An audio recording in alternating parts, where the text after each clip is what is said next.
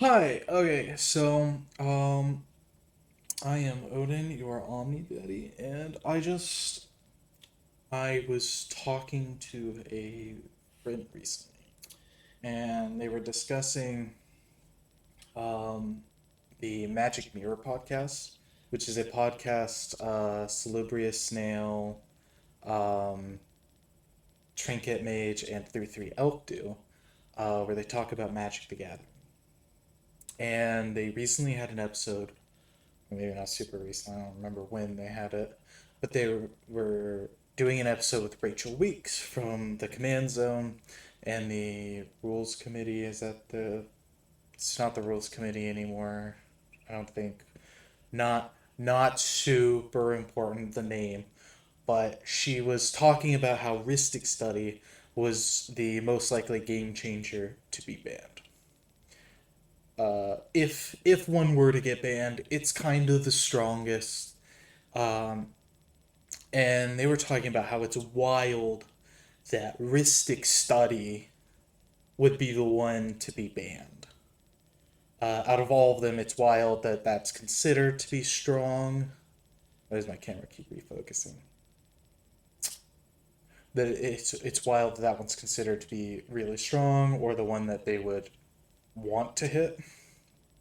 And I know one of them said something that kind of just set me off into rant mode. Uh, One of them said, Rhystic Study is only good because players are bad. And I just had some stuff to say. And I figured, you know what, I could put this on my channel, which I have not been posting on recently. Um, but I thought it was a piss poor take. I thought it was so bad. So when we get to my main issue with the take was that Rhystic Study is obviously very strong. Anybody who's played with it, anybody who's played against it, it's a game changer for a reason. And although I'm not sure it should be banned, I'm not really here to argue whether it should or shouldn't be banned. That's but the disrespect uh touristic study seems kind of wild. It's a very powerful effect. And so I was like, can we not pretend like it's a really good card? It's like, can we not pretend like it's not a really good card? It's really good. And there's reasons why I will get to how good it is in a second. I will touch upon that. But he said it's only good because people in casual games never pay taxes, and that's the only reason why it's good. Or what he said implied that was the only reason. I guess he didn't use the word only in there, but he said it's good because people in casual play don't pay taxes. And I want to touch on that Rhystic Study, although really good in casual play. Kind of not playing in casual as much now because of the bracket system. Obviously, 2 and below don't play it at all. But 3 or higher, Rhystic Study is kind of an auto include in blue. Not necessarily always an auto include, probably. I don't play at super high brackets. I haven't really done much with CDH. But the important thing is it is played in CDH. And people in CDH don't play cards for no reason. If this was bad in CDH because players pay taxes, it wouldn't see play in CDH. The fact of the matter is, um, it's a very strong effect to make your opponent have to choose between you drawing a card or them not playing a card. People need to play cards to win. Obviously, it's only one more mana. So it might not seem like a very heavy tax to pay. And if you're a good civilian, or if you're a good citizen, you're paying your taxes in Commander, then maybe theoretically they don't draw any cards off of it. But what they did do is they slowed everybody else down considerably. And if you don't pay taxes, then they draw a ton of cards. But even in CDH, there are times where somebody's going to have the money, they're going to pay for their taxes, and they're going to push for a win. And everybody else has no choice but to try and stop them, or else they lose the game. And CDH is about winning. And although I'm not super versed in CDH, it's it's not hard to understand that. Cards get played because they're good. People are trying to go for a win. So anything that will slow down them winning and give you more time to have an answer is a good card. Or not necessarily is a good card, but one to this extent is. It's a good effect to slow down your opponent, something you want to do. If you can generate card advantage while you're doing it, even better. But pushing them back turns really matters, especially in very fast formats where people are trying to combo off as quickly as possible. So let's take like the strongest sort of combo that you can do in CDH, which would be Demonic Consultation and Thoracle. Right? Thoracle is 2 mana. So his hand's blocked by the card. Rhystic Studies right here. It's blocked by the card, but Thoracle's 2 mana. Demonic Consultation is Demonic Consultation. So I was thinking of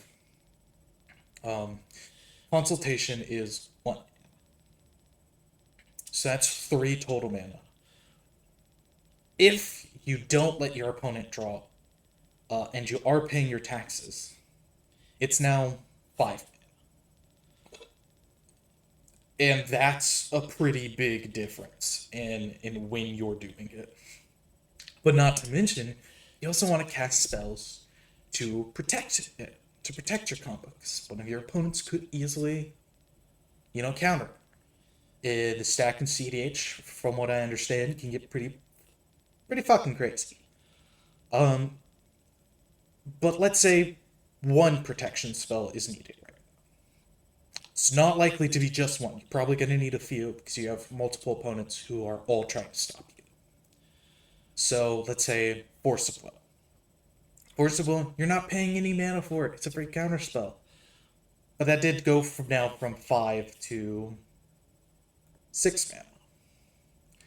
And 6 mana is, again, significantly more.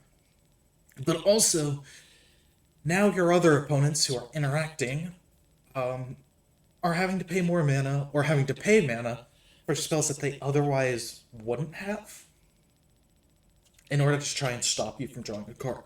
Realistically, they're just not stopping you from drawing a card anymore. So there's going to be times where you're going to get the card no matter what because it's ridiculously strong, and it is good value.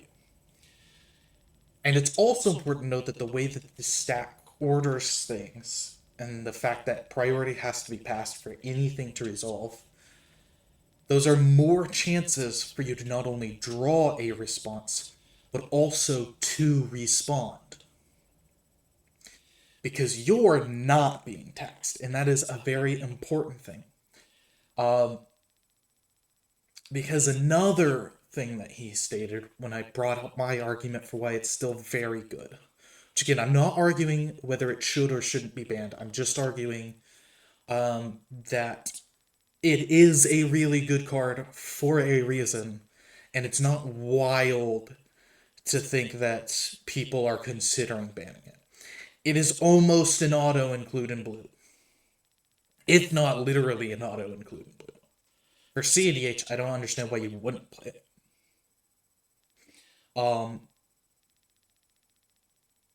But as I was saying, it oh man, this being unscripted is not great for me keeping track of stuff. But you're going to draw cards. You're more likely to respond, and you're not being taxed. He brought up that Mystic Remora is arguably better because it's a 1 blue mana instead of a blue and 2. And it's a higher cost tax. And I would like to say that no. They look very similar, but it's not quite the same. Two things keep Rhystic Remora from being as good as Rhystic Study. That's not to say Mystic Remora is bad. It's definitely playable, and it definitely will slow down the early turns. But it is important to note two things are changing. One, it only triggers a non-creature. CDH, that still is pretty often, probably. That's about as much, probably. Two is the cumulative upkeep cost. Rhystic Study, you set it down once, and it matters. For the rest of the game, unless they find an answer to Rhystic Study, then you're good. It's always going to trigger every time they need to pay the 1 or you draw a card. And that obviously really matters. That is a huge difference. The cumulative upkeep cost is the largest benefit to Rhystic Study.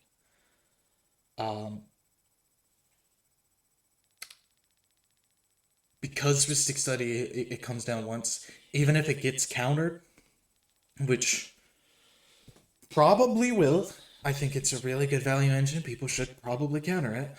Unless they are like, I only have this one counter spell and I need it for somebody actually winning the game. I don't know how those decisions are made in CDH. Again, I play usually black bracket 3. I don't have a CDH deck. I've been meaning to try and get into it, but I'm lazy about that. Regardless, the cumulative upkeep cost of the Mystic Remora is very important, because having to continuously pay that cost is slowing you down as well. You're now having to pay that instead of proactively going through your game plan. Chances are, maybe they do wait a turn or two and just land pass. But you're not land passing, you're land paying the blue to hope that they either land pass or they get you cards. So, Mr. Grimoire, it's going to go away on its own. Or you're just literally going to lose because you have not been doing anything. And realistically, the mana's going to get so high, you're not going to pay it. Mystic Remora will answer itself, and it will only protect you in the early game, usually. Again, Rhystic Study, on the other hand, once it's down, they need to find an interaction with it, or they're dealing with it for the whole game. And even if they do find an interaction with it for it, it's not an interaction being used on anything else. Forcing your opponent to use interaction is also a good thing. You could argue Mystic Remora forces somebody to mental misstep, but it's very different.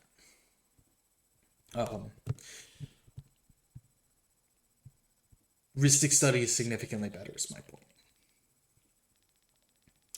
And I also want to talk about another card now, because forcing your opponent to either not play or to draw a card is a ridiculously powerful, or to let you draw a card is really powerful.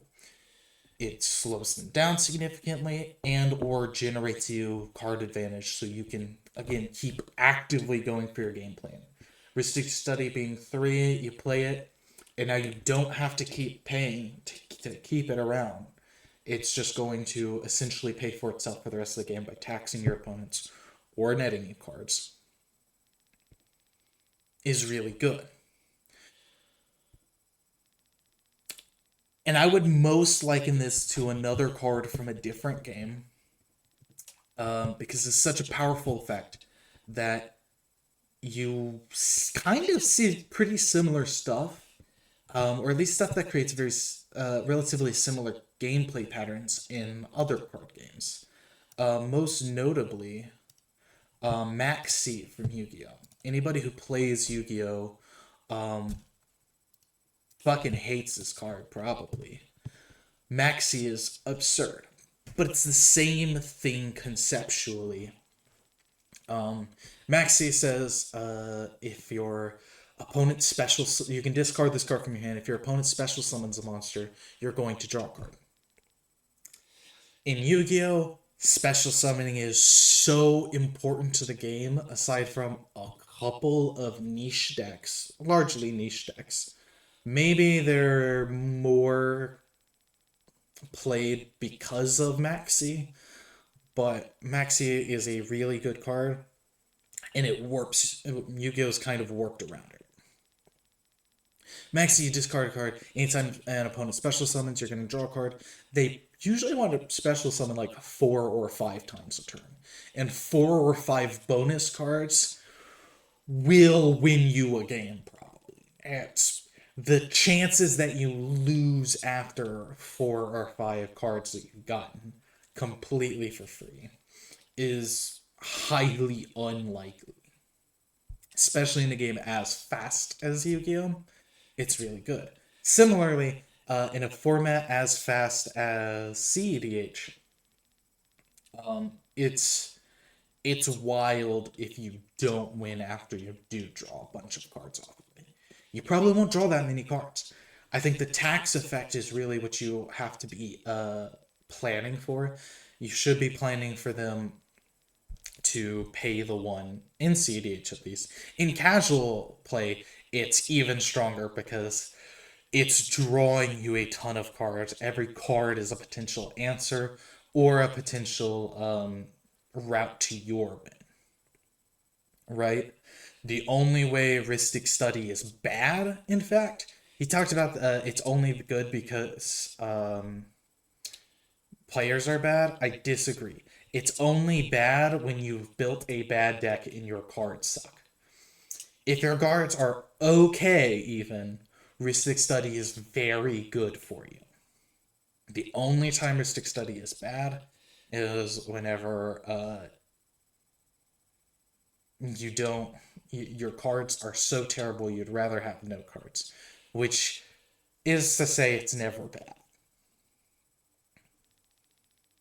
I don't know what scenario you'd put horrible cards in your deck, and literally, if your entire deck is just 4 mana 1/1s, theoretically, I don't know, 4 mana 1/1s, having a Rhystic Study versus not having a Rhystic Study is still a noticeable difference. Even if it was the worst cards in Magic,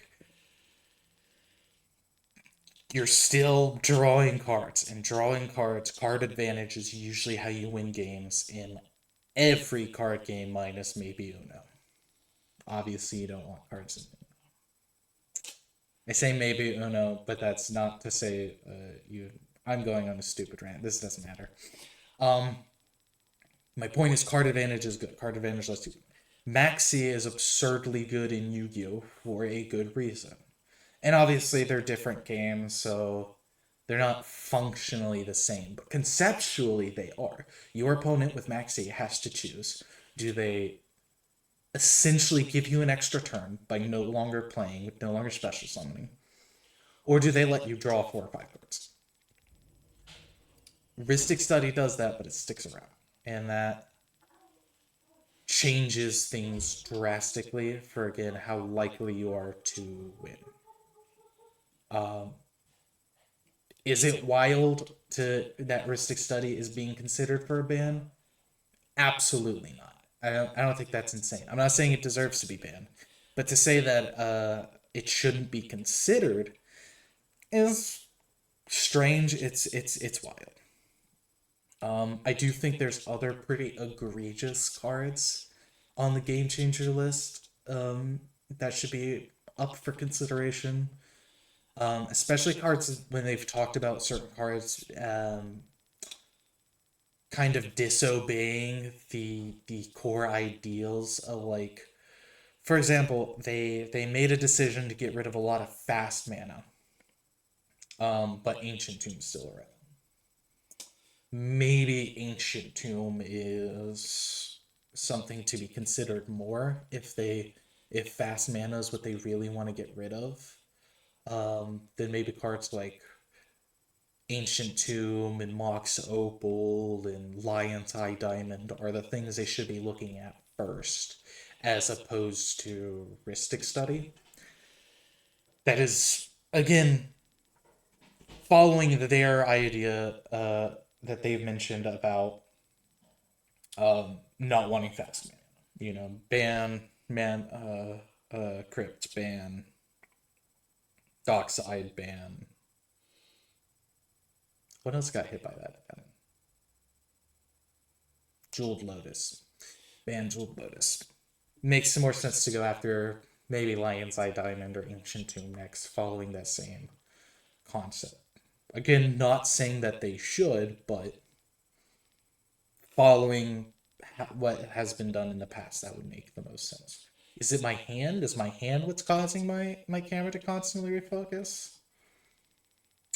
That's gonna bug me. I'm not gonna do anything about it because I'm lazy, but that's gonna bug me. But point is, Rhystic Study is really good, and I don't know. I wanted to share that really stupid take. It was a dumb take. And he's the one who plays CDH, not me. I don't know why he wouldn't understand why you CDH wins games, or why Rhystic Study wins games, because it can.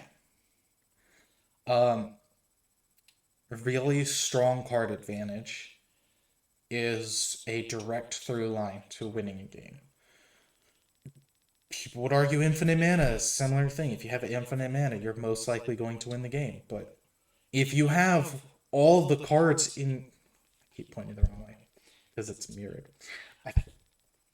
If you have all of the cards in your deck, in your hand, and you can have access to all of them, if you don't win the game, you were never going to. So, like I said, I just wanted to share that right. It was dumb that anybody would argue this is only good because people are bad at Magic again. Wouldn't be played in CDH if that was true. At the highest level of play, for Commander, Rhystic Study is good. It is good for a reason, and it should be respected for that reason. It's a really good card advantage engine. Similarly, there's a reason the One Ring is really good. If it wasn't good, it wouldn't be seen playing CDH. Maybe people should hit. Maybe they should hit the One Ring instead. I'm not sure, but maybe they shouldn't hit anything. Well, not my horse. But my point is, considering Rhystic Study should not be considered a wild take or something so beyond comprehensible. It makes sense. It tracks. I don't know why anyone would listen to me, but thanks anyways. Like, comment, subscribe, or don't. I don't really care. Bye.